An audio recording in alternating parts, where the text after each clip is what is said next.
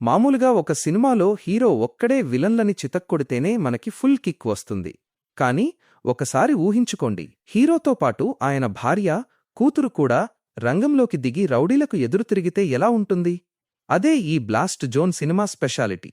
Action king Arjun ప్రధాన పాత్రలో వచ్చిన ఈ మూవీ ఒక సాధారణ యాక్షన్ సినిమా కాదు. ఒక ఫ్యామిలీ మొత్తం యాక్షన్ మోడ్లోకి వెళ్తే ఎలా ఉంటుందో చూపించే ప్రయత్నం చేసింది. మరి ఈ డిఫరెంట్ కాన్సెప్ట్ నిజంగా వర్కౌట్ అయిందా?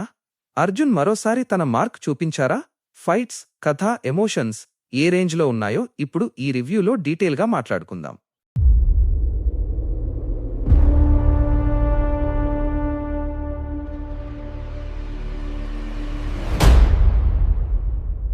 ముందుగా ఈ సినిమా బేసిక్ డీటెయిల్స్ చూసుకుంటే, మొన్న మే 28న ఈ సినిమా డైరెక్ట్గా మన తెలుగు థియేటర్స్లోకి వచ్చేసింది.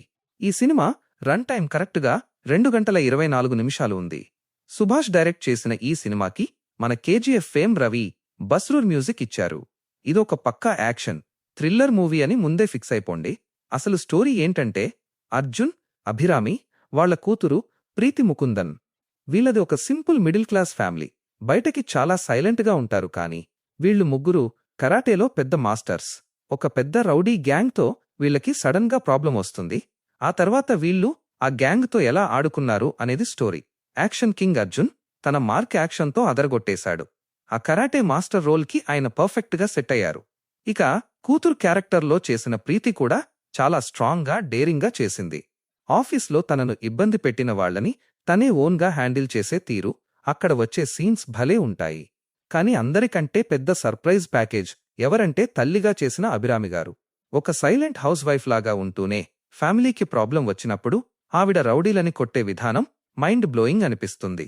ఇంటర్వెల్లో ఆవిడ చేసే ఫైట్కి థియేటర్లో ఖచ్చితంగా విజిల్స్ పడతాయి. ఈ సినిమాలో మెయిన్ ప్లస్ పాయింట్స్ ఏంటంటే, యాక్షన్ బ్లాక్స్ని డిజైన్ చేసిన విధానం. పక్కింటి వాళ్లకు కూడా సౌండ్ రాకుండా, ఎవరికీ అనుమానం రాకుండా ఈ ఫ్యామిలీ అంతా కలిసి రౌడీలని సైలెంట్గా కొట్టే సీన్స్ చాలా థ్రిల్లింగ్గా ఉంటాయి. కేవలం యాక్షన్ మాత్రమే కాకుండా మధ్యలో వచ్చే ఫన్ కూడా బాగానే వర్కౌట్ అయింది. దీనికి తోడు Ravi Basrur background music second హాఫ్లో యాక్షన్ సీన్స్ని ఇంకో లెవెల్కి తీసుకెళ్లింది. మైనస్ పాయింట్స్, డైరెక్టర్ ఒక క్రేజీ ఐడియా తీసుకున్నా కూడా అసలు కథ మాత్రం మనం ముందే ఎక్స్పెక్ట్ చేసేలా కొంచెం రొటీన్గానే ఉంటుంది. అలాగే విలన్స్ ఎంట్రీ ఇచ్చే సీన్స్ అంత స్ట్రాంగ్గా అనిపించవు. దానికి తోడు సినిమా స్టార్టింగ్లో ఆ క్యారెక్టర్స్ని, వాళ్ళ ప్రపంచాన్ని పరిచయం చేయడానికే డైరెక్టర్ చాలా ఎక్కువ టైం తీసుకున్నాడు. సినిమా ఫస్ట్ హాఫ్ అనాలిసిస్ చూసుకుంటే, కథ స్టార్ట్ అవ్వడం కొంచెం స్లోగా జరుగుతుంది.